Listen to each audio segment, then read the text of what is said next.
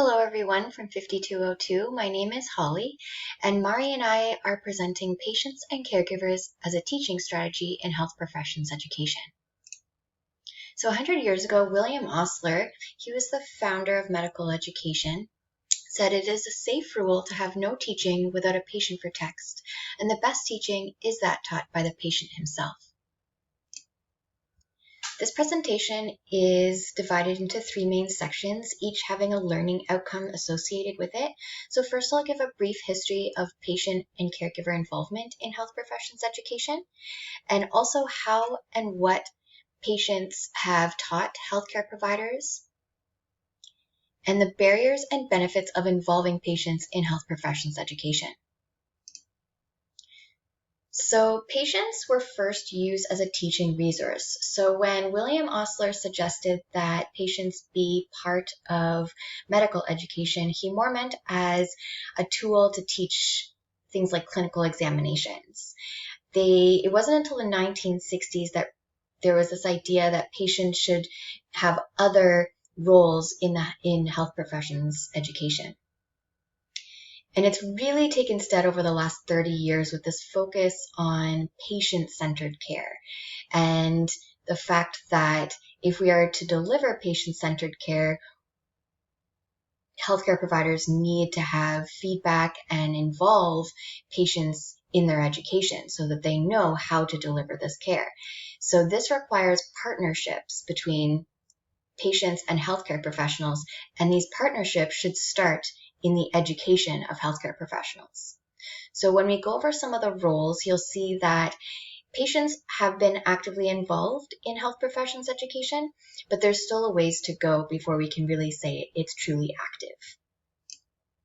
Before going into some of the roles, I'll just go over some of the terminology because these are some of the terms that you will see in the literature. You'll see simulated and standardized patients a lot. So simulated patients are actors. They don't really have any experiential knowledge with illness or the healthcare system.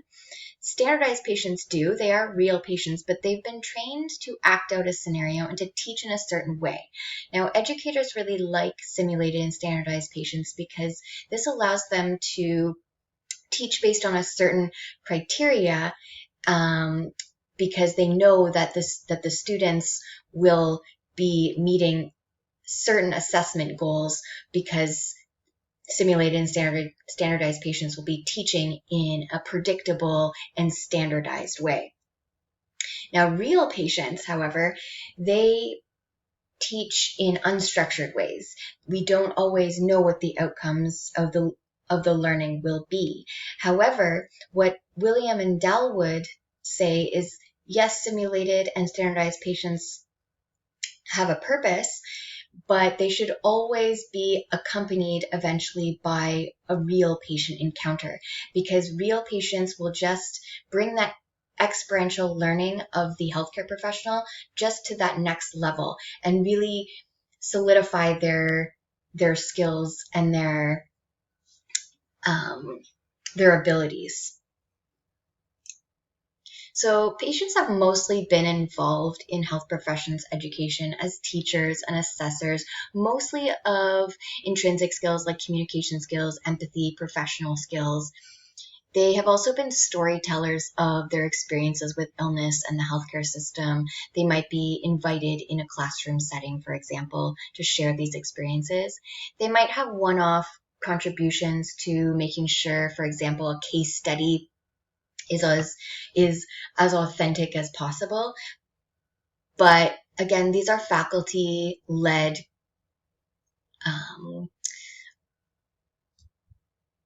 areas where patients have been involved, and most of the time it is to fulfill certain learning objectives. Rarely are patients and caregivers involved in curriculum design and as evaluators of this curriculum, or as educational mentors or members of admission boards or on research funding committees. But as Towle and colleagues suggest, it is at these levels where patients and caregivers can really sustain their involvement in health professions education and really start from the beginning and the roots of it. Now, As far as members of admission boards, we rarely see this. I have found one study at the University of Florida where healthcare professionals, it was in medical education, and the medical candidates really said that they appreciated that the university would, or the college would, involve patients from the outset of their education. Now, Bleakley and Bly have created this conceptual model, based on, with a goal of creating a culture change. So they say that there needs to be a culture change in the medical students or the healthcare professionals' professional identity. So instead of having the doctor or the faculty be the role model for the student, they suggest that the patient should be the role model, and this doctor or faculty should act as just a facilitator. And when the patient acts as a role model and the student and the patient co-create knowledge together and build this respect for one another, this culture is more accepting of this patient-centeredness. So Bleakley and Bly say that in order to really incorporate patients into the health professions education, there needs to be a change in culture, and that culture change comes from changing the identity of the student themselves. So patients and caregivers as educators have taught healthcare professionals various things. Most of the time they have been in the realms of patient-centeredness and interprofessional skills. So when we break these down, what we're really talking about is effective communication, empathy, ethical behavior, and sensitivities for patients' needs, and just providing holistic care and understanding why and how that is important. So when we talk about effective communication, healthcare professionals have talked about how patients bring a degree of realism and experiential learning so that they actually know how to talk to patients in ways that patients understand them, and of the importance of being transparent and open in their communication. Studies have suggested that empathy decreases as healthcare professionals move through their education. They get wrapped up in textbooks and they perhaps forget why they entered their profession from the beginning. So patients remind them of this. Having real exposure to patients also bring in ethical behaviors, like when healthcare professionals have to practice shared decision making with patients and really listening to patients and basing treatments and options based on what is value to that patient. And also just hearing the stories and really working with patients as partners, they begin to understand illness, not just from its visibility, but its invisible parts as well. And they're able to provide more holistic care to patients. So how do healthcare professionals learn from patients and caregivers? Well, there's this reflective piece that's talked about in the literature a lot. Just having that degree of realism really makes healthcare professionals look into their own attitudes and behaviors and really evaluate that patient healthcare professional relationship. Now, there also has been some talk of how patients and caregivers can contribute to problem-based learning by just increasing the authenticity of the problem at hand. The experiential learning experiences that patients get, or healthcare professionals, get, is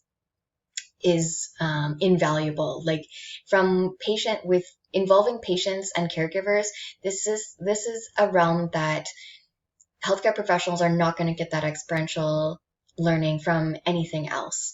They need to be able to treat patients in patient-centered ways, but in order to get and understand what patient-centeredness means, they need to have authentic, real-time feedback from patients themselves. They need to engage in conversations and care with patients, and they need to understand patients' experiences. So there are many benefits of involving patients and caregivers in health professions education. For the healthcare professional, they have explained that patients and caregivers, when they're involved in their education, makes them understand not just, again, the explicit impacts of chronic illness, but also the implicit impacts of chronic illness on the patient, so that they can actually deliver holistic care, and they understand why that is so important based on an individual's needs. They also have reported improved relationships with patients because they gain more respect for patients as experts in their illness, in the healthcare system, and also as teachers. And all of this helps build that foundation of patient-centered care. Patients also have reported that they gain self-esteem and empowerment. They understand that their voice in health professions education is powerful, and they really want to be involved in health professions education. They want to give back to a community that has given back so much to them over the years. They also gain more insight into their illness, and this gives them more autonomy in their own care because they understand their illness much better. Because they, for example, engage with healthcare professionals in this conversation and understanding.